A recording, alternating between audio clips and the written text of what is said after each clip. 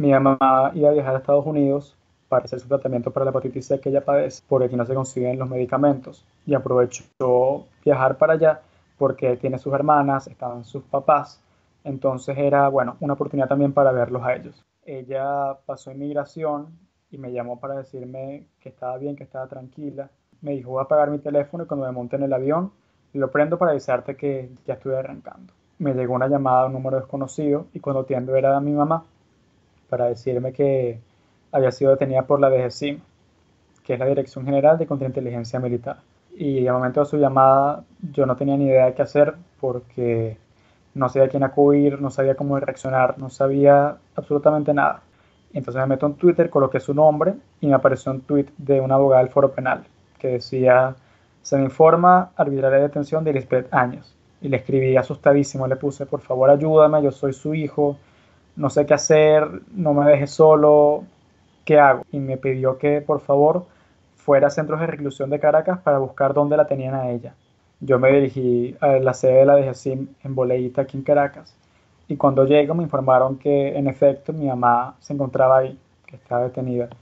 No me dieron más información al respecto, no me dijeron qué iban a hacer con ella, no me informaron nada sobre los cargos. Mi mamá tuvo la oportunidad de llamarme por teléfono para avisarme que al día siguiente, el 12 de mayo, le iban a presentar en un tribunal militar en Fuerte Tiuna. Alfredo Romero recibe, que es uno de los abogados del caso de mi mamá, recibe una llamada para avisarle que están trasladando a mi mamá al tribunal para su presentación. A la 1:30 de la madrugada nos enteramos de la decisión, privar a mi mamá de su libertad, de llevarla al helicoide. Desde el momento de la detención de mi mamá, pasé 24 días sin poder verla, sin poder hablar con ella, sin poder comunicarme con ella. La otra cosa que tuve que hacer fue intentar entrar al helicoide. Semanalmente yo iba 4 veces y hacía mi cola para poder entrar. Sin embargo, siempre que llegaba a la entrada me decían, no puedes pasar. No me dan explicación de por qué, no me dan alguna razón, algún motivo, no explicaban nada. El 4 de junio fue el primer día que yo logré entrar a ver a mi mamá. Logré entrar por media hora. Estando adentro, fue muy impactante para mí visualmente porque nunca había entrado a una cárcel y el helicoide es una cárcel que está en unas condiciones muy malas en todos los sentidos, en condiciones sanitarias, en condiciones de hacinamiento, en condiciones, bueno, todo completamente. Me dirigen con un funcionario hacia la oficina donde tiene a mi mamá detenida. Yo la veo, la saludo, ella se voltea, se para de la silla, se cayó de la emoción por poder verme, nos abrazamos como por 5 minutos, wow, nos desahogamos, lloramos porque tanto tiempo separados, nunca habíamos pasado por algo así y fue sumamente duro. A medida que pasaba el tiempo, yo veía en la cara de mi mamá un poco de decaimiento porque, bueno, hasta los más fuertes caen. Y ella es delicada de salud. Aparte de tener la hepatitis C, ella es hipertensa y también sufre de dolores lumbares.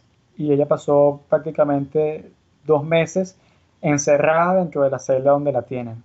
Ella no pudo salir de ahí, no pudo hacer lo que ellos llaman la salida al sol, que es como un paseo, una caminata que tienen ellos a las afueras de la cárcel para, bueno, poder estirar las piernas, hacer un poco de ejercicio. Mi mamá es una activista de los derechos humanos que desde 2014 se dedicó a visitar campamentos que montaron estudiantes del interior aquí en Caracas. Estas personas, como venían dentro del país, no tenían familia acá, no tenían gente que los apoyara, gente que les llevara comida.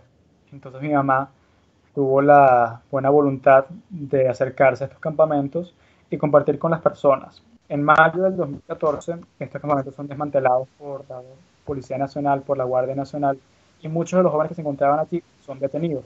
Se convierten ahora en presos políticos en cárceles del país. Mi mamá lo que empezó a hacer fue llevarle las cosas ahora a la cárcel. Es decir, ella visitaba semanalmente a los presos políticos, principalmente en el helicoide, y continuaba con su labor humanitaria. Por eso fue que ella toma ese nombre de Mamá Liz. A mi mamá la están acusando, bueno, la están imputando con los cargos de traición a la patria y rebelión militar.